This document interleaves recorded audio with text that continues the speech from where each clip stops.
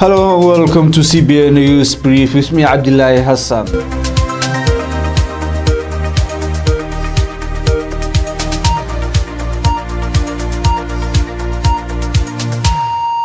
Somaliland opposition leaders today met with President Bihi to break the deadlock over the overdue local and parliamentary elections. President Musa Bihi received with the chairman of Wa'id and Wadani parties, Faisal Ali Waraba and Abdirahman Irro at his office.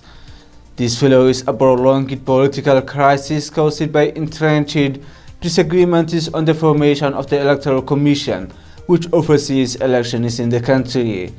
In a brief statement, the Presidency's office said the leaders discussed the most appropriate and plausible time for holding elections. The Presidency added that opposition leaders and President Bihi discussed the proposals of the mediation committee that volunteered to break the prolonged deadlock. The mediation committee had proposed the dismissal of the current electoral commission and reinstating the previous one to lead the nation to polls.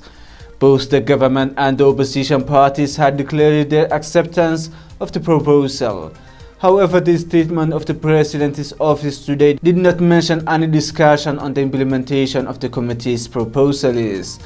The opposition parties, Wa'id and Wadani, are yet to comment on the meeting at the President's office.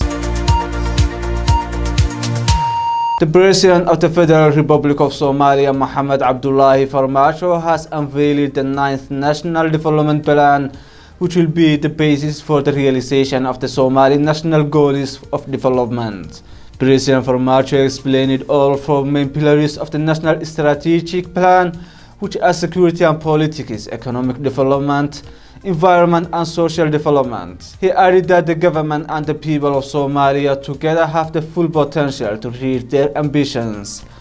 President Hassan said it is commendable that today he is presented with a development plan drafted by Somali intellectuals and experts. With the 5-year National Development Plan, Somalia will tackle the recurring problems that have plagued the economy and Somalia's future. The President pointed out that his government will emphasize justice and social equality, rule of law, transparency and good governance to fulfill national plans for the coming years. Somalia's National Development Plan for the next 5 years is developed by the Ministry of Planning, Investment and Economic Development and approved by the Federal Cabinet in September this year. The plan focuses on important areas such as alleviating poverty, advancing infrastructure, enhancing public institutions, implementing an inclusive political system, strengthening the law, justice and ensuring the security of the country. The ceremony was attended by the Deputy Prime Minister of the Federal Government of Somalia, Mahdi Mohamed Guled, the Governor of Banaadir Region, Mr. Umar Mahmoud Mohamed Filish, ministers, members of parliament, academics and civil society. New locust swarm is threatening farmers in Hiran region of Somalia. Swarms of locusts covered the sky in the agricultural town of Beledweyn on Sunday on its way from Galmudug state, where it caused havoc last week. The insect distracted crops and pastures for farmers in Cadaado and its environs in past week. The farmers who called for more help from the federal government and its international partners fear that the insect will wipe out their harvest. According to the United Nations Food and Agricultural Organization, FAO, the locusts have already damaged about 70,000 hectares of land in Somalia and neighboring Ethiopia, threatening food supplies in both countries and the livelihoods of farming communities. Conflict and chaos in much of Somalia makes spraying pesticides by airplane hard and almost impossible.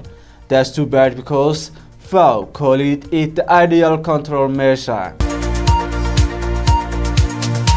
Al-Shabaab militia on Sunday stormed a construction site in Mandera and blew up equipment worth $400,000. Police reports indicate that the armed militia stormed the camp at Hargeysa within Bida's sublocation at 3 a.m. before executing the crime. According to the police, the camp was being used as a holding ground for the machines being used to construct the Arabia-Mandera road. The equipment that was destroyed at a construction site near Kenyan border with Somalia included an excavator, flat roller machine, shift foot roller, and a pressure bomb. Police and witnesses said the militants raided the site at dawn and burned the equipment. No one was injured during the incident on the Mandera Arabia Leifi Road, as the two guards who were on duty managed to escape.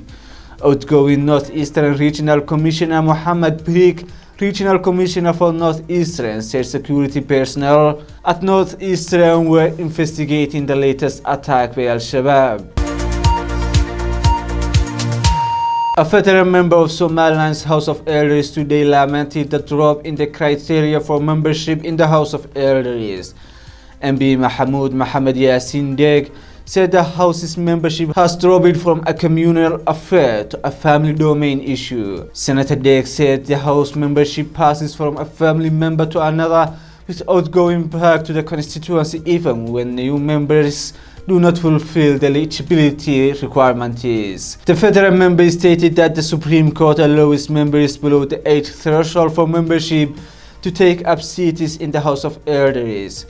He blamed the lapse on the government, the Supreme Court, and the constituencies for all neglecting their duties of upholding the integrity of the House of Elders. Mahmoud Yassin said he would have loved to have members who are knowledgeable in culture, religion, and society at the chamber of the House of Elders, but that he said was not possible because of the gross neglect from all sides. He blamed the slide in the performance of the House on this compromising standard for membership. On another subject, the veteran senator exhorted the work of the mediation committee that broke the deadlock over the issue of the National Elections Commission. He said the committee delivered the solution that Somaliland needed at this juncture of its history. He entreated President Musa Bihi to ensure the implementation of the committee's proposals and held him personally responsible for breaking the electoral stalemate. Thank you for joining us. That was our news in brief. Stay tuned for our full and more detailed news coverage with you on Steco.